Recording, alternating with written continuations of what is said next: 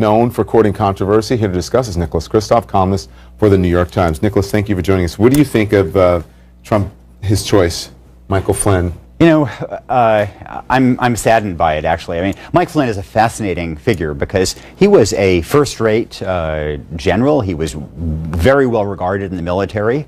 He's very smart. He knows international affairs. And yet, in the last few years, within foreign policy circles, he's kind of regarded as having become unhinged. And he was fired from the Defense Intelligence Agency for basically incompetence, for being a really bad manager. And then he began to take positions that were truly bizarre. I mean, earlier this year, he circulated a video on Twitter that was not just Islamophobic, but said that Islam wants to, quote, enslave or exterminate 80% of humanity.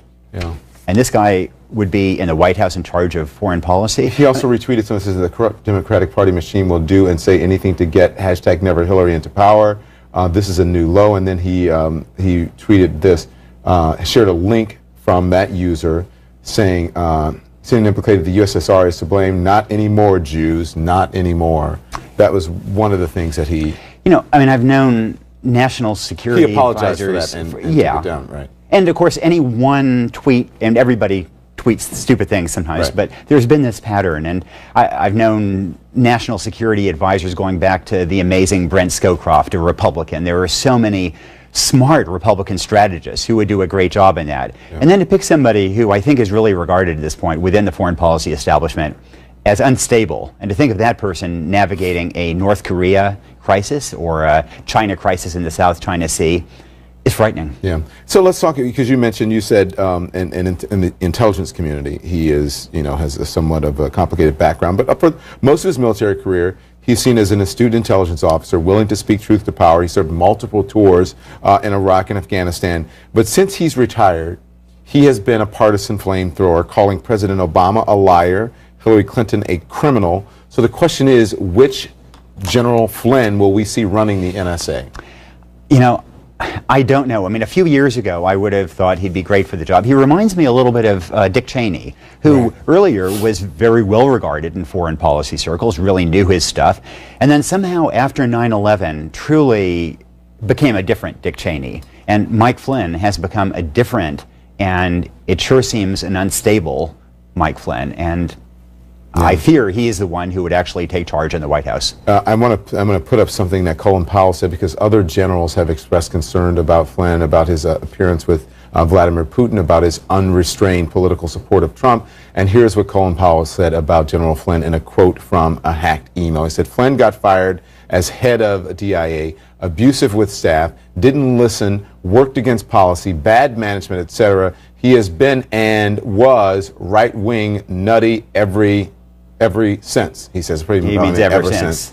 Yeah. Is that fair, what he said? I think it's about right, and I think it reflects his bewilderment in so much of the foreign policy community that here was a guy who was very talented, very smart, very well regarded, and has kind of fallen apart. And he's also taken money from governments. He took money from Turkey. He did not disclose it. Then he began advocating on Turkey's behalf, and even advocating that Gulen be deported back to Turkey, which was an astonishing position for a possible national security advisor to take. And also Andrew Kaczynski reports on CNN that Michael Flynn's son, who served as a chief of staff, has posted racially insensitive quotes on Twitter and Facebook and seems to align himself with the alt-right. As an example, here's a tweet. This one is from 2012. He says, unfortunately, one reason minorities voted for BO, meaning Barack Obama, is the color of his skin and not for the issues.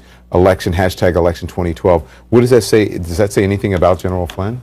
I mean, that's the mildest of the tweets that the son was sending out. And of course, you can't hold the son's tweets against the father, except that the father chose him as his own chief of staff. Mm-hmm. And I think that it just fits into this narrative of, in the last few years, General Flynn going in a bizarre direction that makes me profoundly uncomfortable and embarrassed by the thought of him as our national security advisor. Yeah, it seems he is reaching out. I'm not sure he's going to appoint any of these people or recommend them for a job.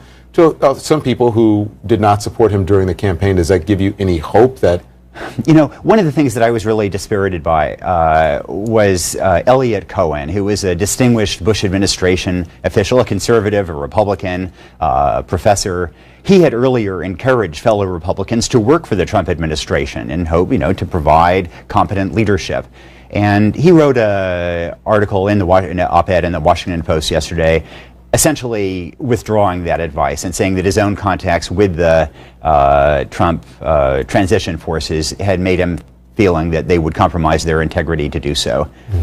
There are a lot of smart Republicans out there, and we need them in this administration, but it's no sign that we're going to get that. Okay, I have to go. I have 20 seconds left, but your column was called A 12-Step Program Responding to President Trump is directed to people who are traumatized. Do you feel traumatized by this?